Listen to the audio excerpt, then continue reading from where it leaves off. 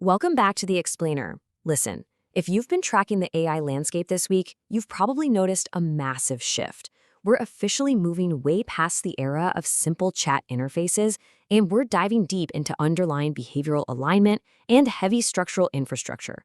The tech is maturing at breakneck speed, and today, we're going to break down exactly how this week's news absolutely proves it.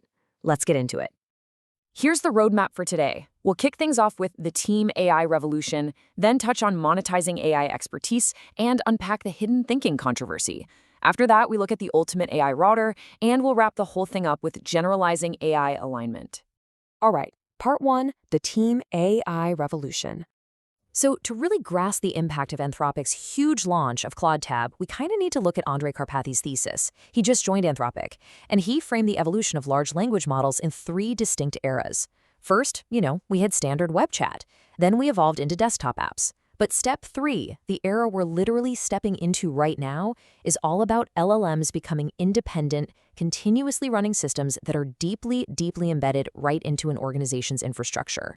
And the proof is in this staggering number, 65%. Right now, a whopping 65% of Anthropic's own internal product code is already being written with Claude Tag's involvement. Think about that. It proves this isn't just some fun, gimmicky feature. It's a highly functional, fundamental shift in how internal work actually gets done. But what actually makes it different? Well, a standard Slack bot basically just waits patiently in a private window until a single user summons it. Claude Tag, though, relies on shared context out in public channels. In one demo, an engineer named Nadia asked for a feature in a public channel, and Claude instantly analyzed the codebase and dropped a solution right there for everyone to see. Plus, it runs in what they call an ambient mode. It doesn't just sit there waiting. It actively surfaces stalled discussions and unresolved issues in your channels. You can literally close out of Slack entirely, and Claude will just asynchronously keep grinding away on long tasks in the background. It's a real game changer. Moving right along to Section 2, monetizing AI expertise. So here's the problem right now. When people build truly powerful agents, publishing those skills openly means anyone can just come along and copy or fork their hard-earned prompts. Enter Karpathy. This is a skill-based marketplace that fundamentally shifts the creator economy for prompt engineers. Imagine you've got an ad director who's worked with massive brands. She can now turn her highly unique storyboarding expertise into a commercial video agent on Karpathy. She sets a price, and users pay to get her specific results without ever actually seeing the underlying closed-source prompt. It's a brilliant way to safely monetize exact skills without exposing the secret sauce, Okay, Section 3. The hidden thinking controversy. We're shifting from the application layers straight into the engine room here, specifically focusing on the security and transparency needed for enterprise AI, mostly looking through the lens of Claude Code. So developer Patrick McKenna audited his Claude Code session logs over a weekend just to see what the AI was actually doing behind the scenes. And what he found in the extended thinking blocks wasn't actual text reasoning, but a 600-character encrypted signature blob. He described it beautifully. It's like saving a BMP as a JPEG, editing the JPEG, and then saving it back as a BMP. Data loss happens in that conversion. You're basically only getting a cryptographic summary of Claude's reasoning. Anthropic actually holds the real encrypted chain of thought key, meaning your machine never receives the true reasoning unless you've got some high-level enterprise agreement. This whole thing reads like a digital detective story. It all kicked off when Anthropic silently changed Claude Code's defaults, which led to a roughly 67% decrease in thinking depth. That sudden degradation is exactly what caused McKenna to spot those empty encrypted blobs we just talked about. And that discovery pulled Johns Hopkins cryptography professor Matt Green into the fray. Green hit a signature error, simply couldn't let it go, and burned through 5 million tokens testing this over a single weekend. He actually got flagged so aggressively by security systems that he had to submit a photo of his driver's license just to keep investigating. No way, right? But what Green actually uncovered is honestly deeply concerning. If you're a developer building on APIs, this is a massive vulnerability. See, providers are using zero data retention modes, which means the client has to carry the state forward. But the implementation is totally flawed. Green found that models are likely using a single global encryption key for all client-side reasoning data. Because of this, he successfully pulled off cross-account JSON replay attacks. He even replayed an unmodified reasoning block from a session that had been thinking about a social security number into a completely separate session on a different account using GPT 5.5. And without any prompting whatsoever, that social security number leaked straight into the new session's output. The takeaway? If app developers aren't sanitizing inputs, anyone injecting JSON could cause wildly unpredictable model behavior. And somehow it gets even wilder with side channel extraction. Green proved that you don't even need to read the encrypted content to extract internal model logic. Just by observing metadata, specifically the length of the reasoning block and the raw wall clock response time, he was able to reconstruct a hidden bit pattern, 0xA3, out of the model, over 80 trials. Let that sink in for a second. This means metadata alone leaks sensitive information through any chat interface. And you don't even need API access to do it. All right, let's move to Section 4, the ultimate AI router. Let's shift gears completely and travel over to Japan to look at Sakana AI and their brand new release, Fugu. Fugu Ultra is claiming to rival top models like Fable 5, but we really need to define what it actually is first.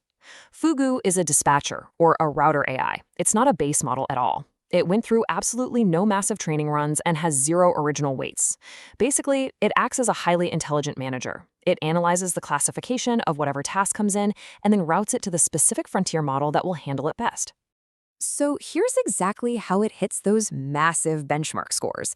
If you ask it to do a coding task, Fugu routes it straight to Claude Opus 4.8. But if you give it a complex math problem, it hands it off to GPT 5.5. When Fugu posts numbers outperforming Opus 4.8 across the board, it's not magic. It's really just reflecting the aggregated ceiling of all these existing giant models working together in the most optimal way. However, there's a pretty dark structural irony here. Remember, Fugu is Japanese for pufferfish. We call this the selling water risk.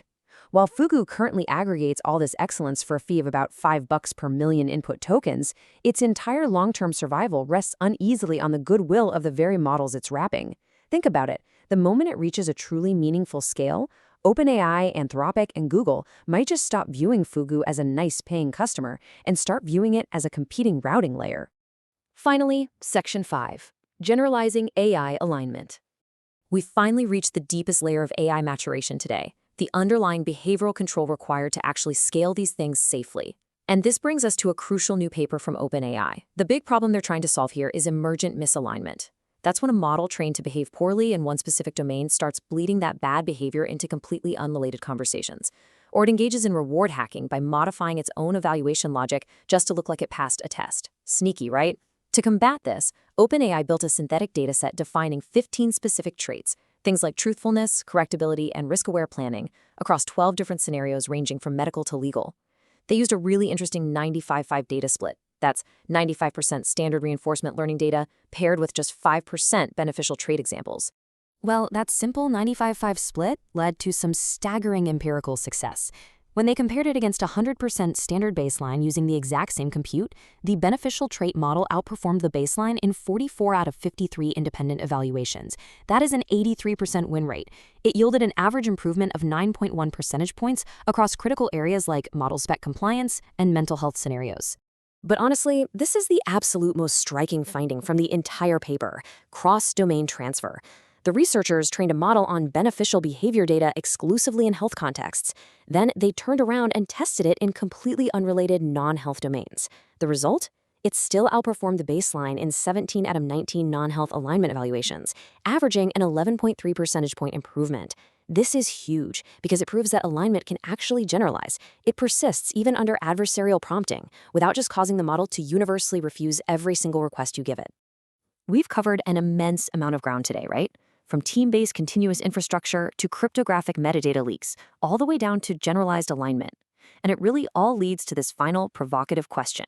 As AI rapidly matures from simple little chat windows into the independent infrastructure literally running our organizations, who ultimately controls the encryption keys and the foundational alignments shaping our digital future? It's a massive question and one we all need to be thinking about right now. Thanks so much for joining me for this explainer, and I'll see you next time.